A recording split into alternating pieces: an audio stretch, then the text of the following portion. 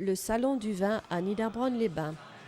Le Lions Club de la commune organisait avec le concours de la cave Hohnweiler 2 journées de vente et de dégustation. Vins et produits du terroir s'exposent. On pouvait trouver tous les grands crus et même des pièces uniques en leur genre. L'intégralité des bénéfices des 2 journées sera reversée à la paroisse catholique de Niederbronn.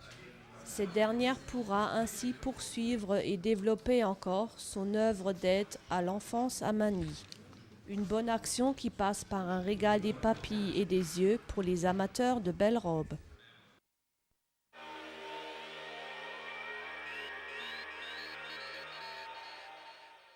À la recherche du lapin de Pâques.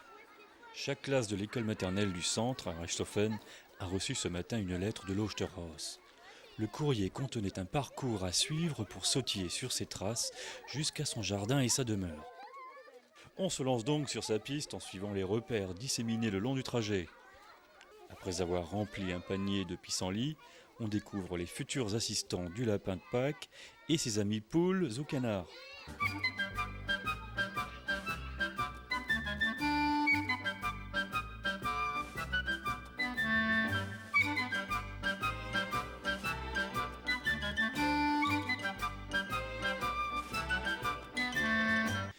Au bout du chemin, on appelle haut et fort à qui voudra l'entendre, et le lapin apparaît. Commence alors la visite de la demeure de la célébrité.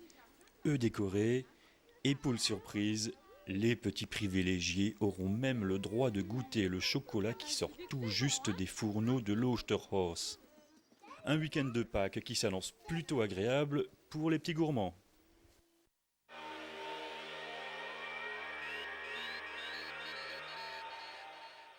La Malle aux mômes au foyer Saint-Martin de Niederbronn-les-Bains. Pour sa 10e édition, la bourse aux vêtements neufs et d'occasion n'a pas manqué de fréquentation.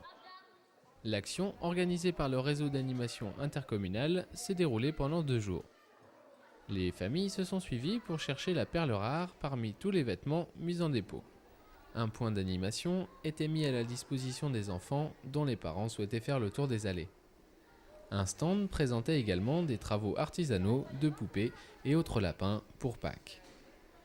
Quand tout le monde a trouvé son bonheur, c'est en général les parents qui mettent la main au portefeuille et les enfants qui portent les sacs pleins.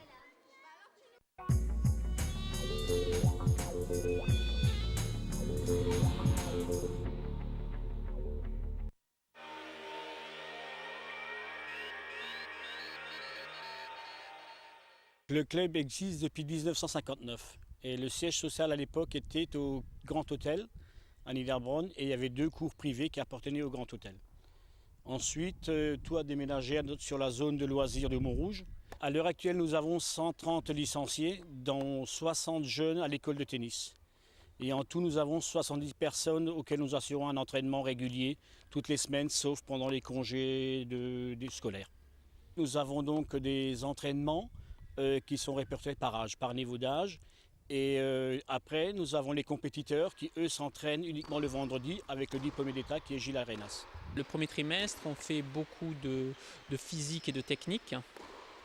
Et plus on se rapproche des championnats régionaux, de clubs, plus on fait des phases plus tactiques et puis des phases de jeu. Les qualités requises pour être un bon joueur de tennis ? Bon, le physique. C'est un sport individuel, donc il faut quand même avoir beaucoup de concentration. Et puis c'est clair, des petites qualités techniques qu'on améliore avec le temps. Commencer très jeune, comme tous les sports, je pense. Les joueuses ont un jeu plus en régularité. Puis bon, les hommes jouent plus en puissance. Ont des services plus puissants, des coups de fond court plus puissants, vont plus vers le filet. C'est quand même assez différent. Musculairement, qu'on soit droitier ou gaucher, ça développe le côté où on joue.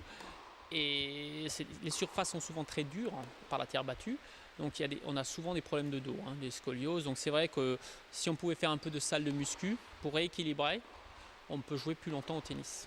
Sur l'année, le club assure 450 heures globalement, dont 145 heures par le diplômé d'État qui est Gilles Arenas. Le reste, c'est les éducateurs qui ont été formés au niveau du club et qui ont fait un stage à la Ligue pour pouvoir encadrer les jeunes et donc leur apporter l'entraînement souhaité. Les plus jeunes, c'est les lutins, ça démarre à l'âge de 5 ans Et on assure l'entraînement jusqu'au cadet, c'est-à-dire 15-16 ans pour les plus anciens, quoi. Il y a des différentes balles. Pour les tout petits, on a des ballons paille. Ensuite, on a des balles mini-tennis, pratiquement avec très peu de pression, et des balles intermédiaires. Et ensuite, seulement, on passe aux balles dures. Quand le petit vient effectivement à l'école de tennis, pour lui, c'est faire des échanges, comme les grands. Et au départ, non, c'est pas ça. C'est d'abord faire découvrir la balle jaune, la raquette, se familiariser avec cette balle, avec cette raquette. Et tout doucement, on va l'amener à ce qu'il ait effectivement un échange avec cette balle.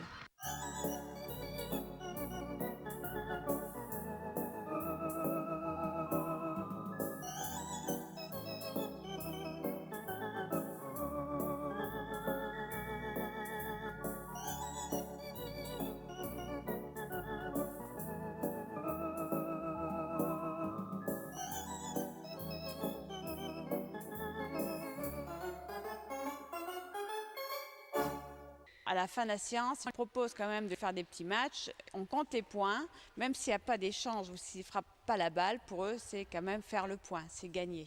Un bon tennisman, c'est quelqu'un qui en veut avant tout. Donc s'il a l'amour du tennis, il y arrivera. Pour moi, c'est un sport, donc c'est histoire de bouger, c'est de faire quelque chose en dehors, c'est un plaisir de jouer. Je vois pratiquer des personnes qui ont 60 ans au tennis. Il n'y a pas de problème. Mon but à moi, c'est que les gens se sentent bien dans le club. Je considère que nous sommes un club ouvert et donc nous donnons la possibilité à tout le monde de s'épanouir chez nous.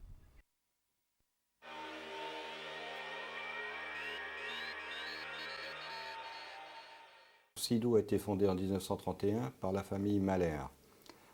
C'est une entreprise qui s'est développée à l'origine à partir du cidre, d'où le nom cidre, Sidou.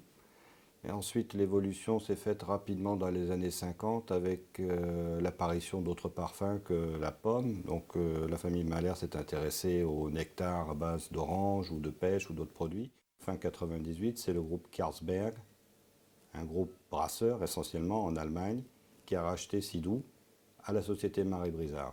Au fur et à mesure que les années ont avancé, ils ont cherché des conditionnements plus innovateurs que le verre et ils se sont orientés vers Tetra Pak.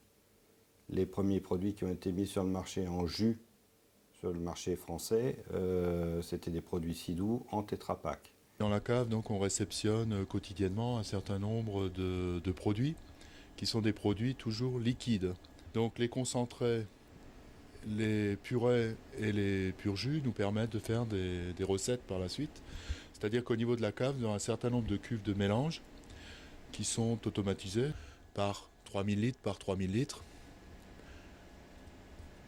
ou par 10 000 litres par 100 hectos dans ces cuves-là. Nous produisons environ 650 000 hectos, donc 65 millions de litres par an.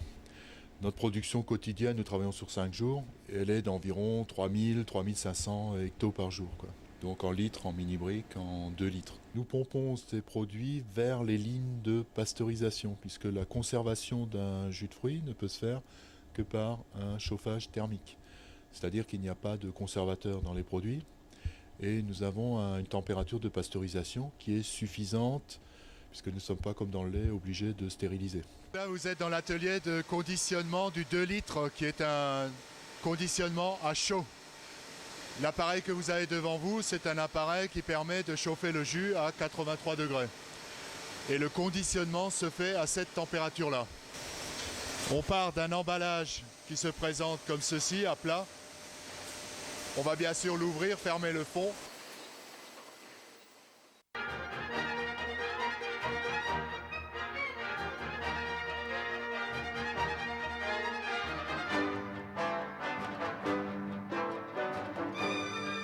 Poser un bouchon qui est soudé par ultrasons.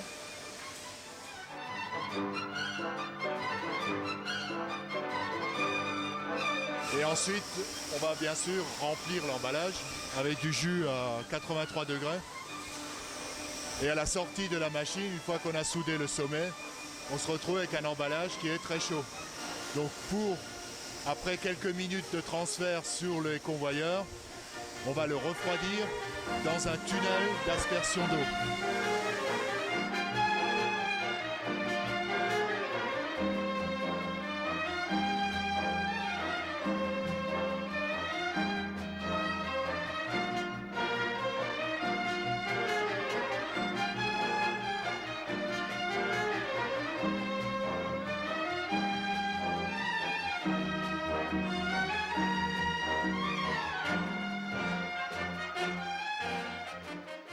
faire des contrôles sur la matière première, mais également bien sûr après sur les produits finis, sur les lignes.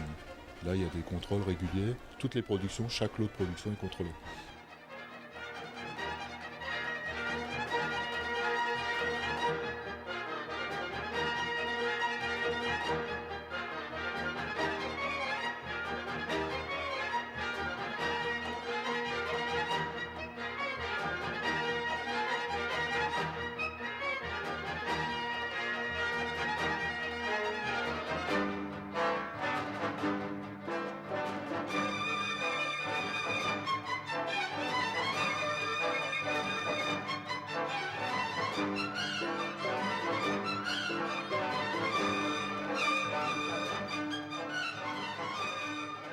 Notre stockage de produits finis est d'environ 5000 palettes.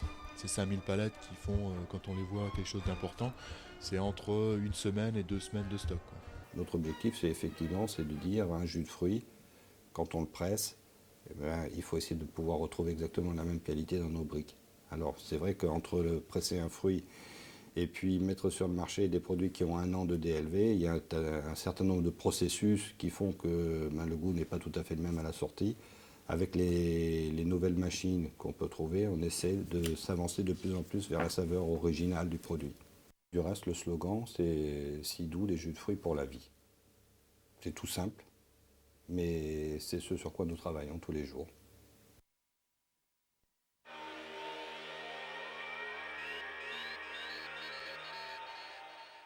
Beurre de cacao, cacao, sucre. Voilà les 3 grands composants du chocolat. Pour avoir du chocolat lait, on rajoute du lait en poudre. Et pour le chocolat blanc, c'est uniquement du beurre de cacao avec du lait en poudre et du sucre. Nous avons la cabosse qui est le fruit du cacaoyer qui permet de faire le chocolat bien sûr. Et à l'intérieur de cette cabosse, nous avons les fèves de cacao. C'est à partir de ça qu'on broie, on torréfie d'abord ces fèves de cacao, on les broie et on obtient une liqueur de cacao de laquelle on tire la pâte de cacao qu'on se sert pour séparer ensuite en cacao et en beurre de cacao. Donc pour Pâques, on va environ préparer 400 pièces.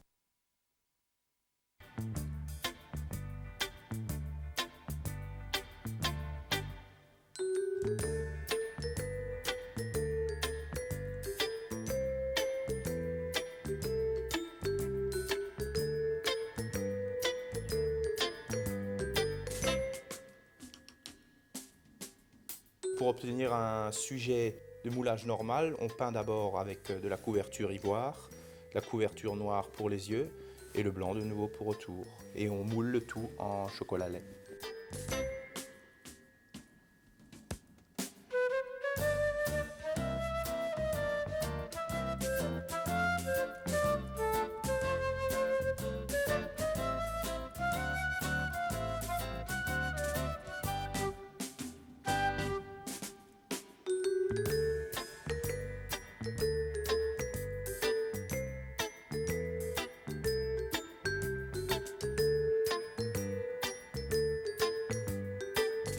Nous avons des sujets à montage à base de formes d'œufs ou des formes de peau, des demi-œufs, des ronds, pour faire les têtes et ainsi de suite.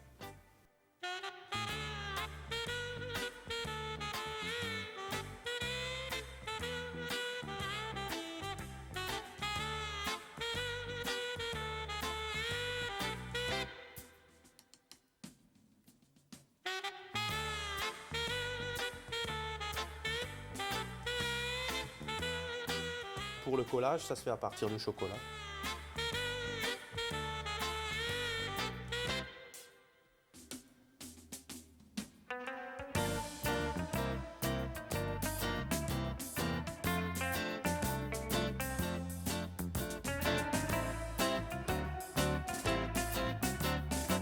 Pour obtenir un aspect brillant, à peu près brillant, on met un mélange de beurre de cacao et de chocolat dans le pistolet.